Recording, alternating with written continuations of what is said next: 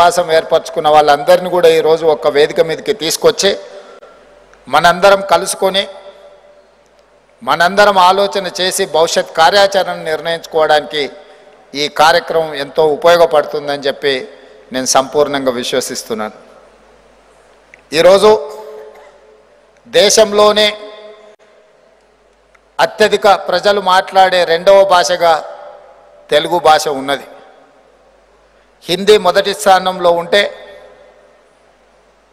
చాలామందికి గుర్తు చేయవలసిన అవసరం ఉన్నది తెలుగు భాష రెండవ భాష.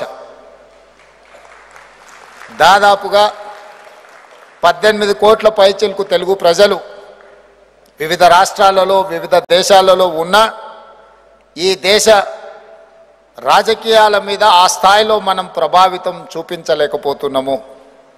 దీనికి గల కారణాలను మనం విశ్లేషించుకోవాల్సిన అవసరం ఉన్నది. అదేవిధంగా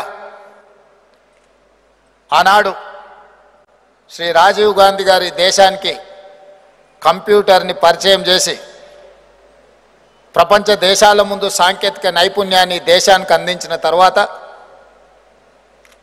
నారా చంద్రబాబు నాయుడు గారు ఆ కంప్యూటర్ యుగాన్ని ముందుకు తీసుకెళ్లాలి అని ఈ నగరంలో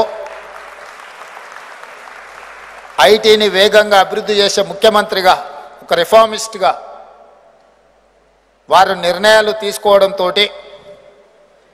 ఈరోజు ఈ ప్రాంతం అంతా అత్యంత ఆధునిక సాంకేతిక నైపుణ్యంతో అభివృద్ధి జరుగుతుంది. ఈ అభివృద్ధి ప్రపంచంతోనే పోటీ పడే విధంగా మనకు అవకాశాలను కల్పిస్తుంది. ఆర్థికంగా అభివృద్ధి పదం వైపు నడపడానికి ఉపయోగపడ్డది.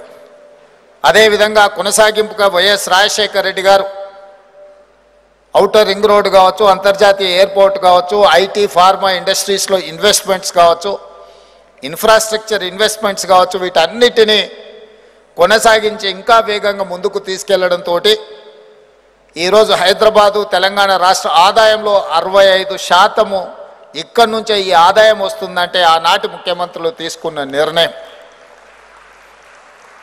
ఇదే కాదు, దేశ రాజకీయాలలో ఆనాడు డాక్టర్ నీలం సంజీవరెడ్డి గారు, పివి నరసింహారావు గారు, నందమూరి తారక రామారావు గారు చూపించిన ప్రభావం, వారు పోషించిన పాత్ర, ఆ తర్వాతి తరంలో కాకా వెంకటస్వామి గారు, జైపాల్ రెడ్డి గారు, వెంకయ్య నాయుడు గారు, రెండో తరంలో వాళ్ళు జాతీయ రాజకీయాలలో వాళ్ళ ప్రభావాన్ని చూపించారు. 2-3 తరాలకు మధ్యలో చంద్రబాబు నాయుడు గారు, వైఎస్ రాజశేఖర రెడ్డి గారు ప్రభావాన్ని చూపించిన ఈరోజు వెనక్కి తిరిగి చూసుకుంటే జాతీయ రాజకీయాలలో తెలుగువారి పాత్ర సన్నగిల్లిందని చెప్పి మనం ఈ వేదిక మీద చర్చించుకోవాల్సిన అవసరం ఉన్నది.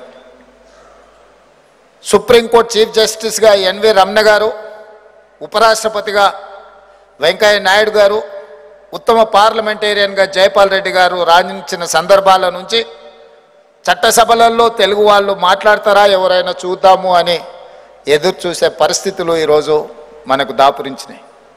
ఈరోజు ఐటీ రంగంలో, ఫార్మా రంగంలో ప్రధానంగా మన కోవిడ్ వచ్చిన సందర్భంలో మన యొక్క ప్రాధాన్యత ప్రపంచానికే తెలిసింది.